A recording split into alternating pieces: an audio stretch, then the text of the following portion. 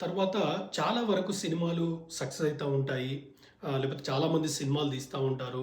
Promotion చేస్తా ఉంటారు.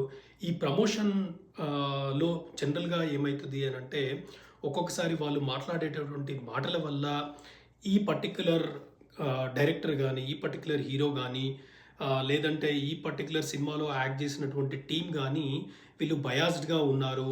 ఒక హీరో పట్ల వీళ్ళకి వర్షిప్ ఎక్కువగా ఉంది. లేకపోతే ఒక హీరోని ఒక సెక్షన్ ఆఫ్ ఫ్యామిలీని వాళ్ళు బ్యాకప్ చేస్తున్నారు.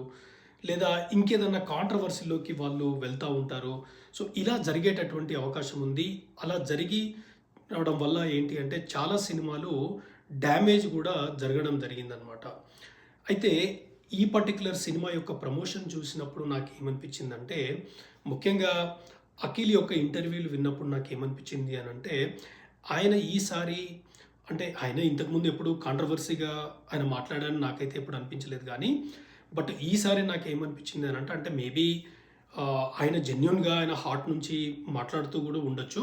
But what ever the reason ఏంటంటే, ఆయన మాట్లాడినటువంటి మాటలు గూడా ఏంటి అంటే, ప్రతి హీరో యొక్క అభిమాని ఎవరైతే ఉన్నారో వాళ్ళందరూ గూడా ఈ సినిమాను ఓన్ చేసుకునేటటువంటి విధంగా నాకనిపించిందనమాట. ఎందుకంటే మీకు ఫర్ ఎగ్జాంపుల్ చెప్తాను.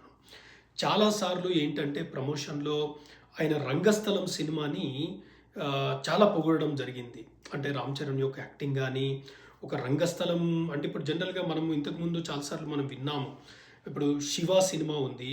ఒక సినిమా స్టైల్ ఆఫ్ మేకింగ్ ఏంటంటే 'శివాకి ముందు, శివాకి తరువాత' అనేటటువంటి విధంగా చాలా సార్లు మాట్లాడుకోవడం జరిగింది. అయితే అఖిల్ ఇంట్రెస్టింగ్‌గా ఏంటి అనంటే 'రంగస్థలానికి ముందు, రంగస్థలం తరువాత' అన్నట్టుగా సినిమా ఉంటుంది అనేటటువంటి కంపారిజన్‌ని ఆయన తీసుకురావడం అనేది నాకు కొంచెం ఇంట్రెస్టింగ్‌గా అయితే అనిపించింది. దానితో పాటుగా ఏంటంటే 'రామ్ చరణ్' నాకు బిగ్ బ్రదర్ లాంటోడు.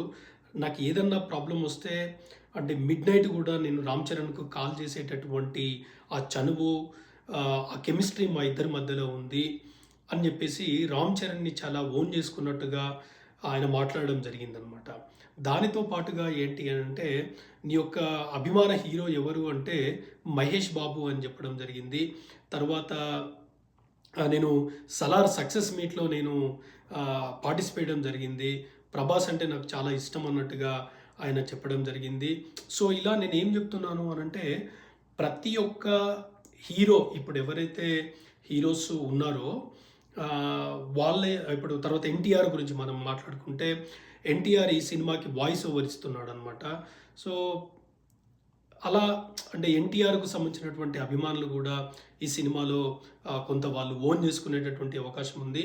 తర్వాత ఈ సినిమాకు సంబంధించినటువంటి ప్రొడ్యూసర్ ఎవరైతే ఉన్నారో 'నాగవంశి' ఆయన 'ఎన్టీఆర్‌కి' చాలా వీరాభిమాని.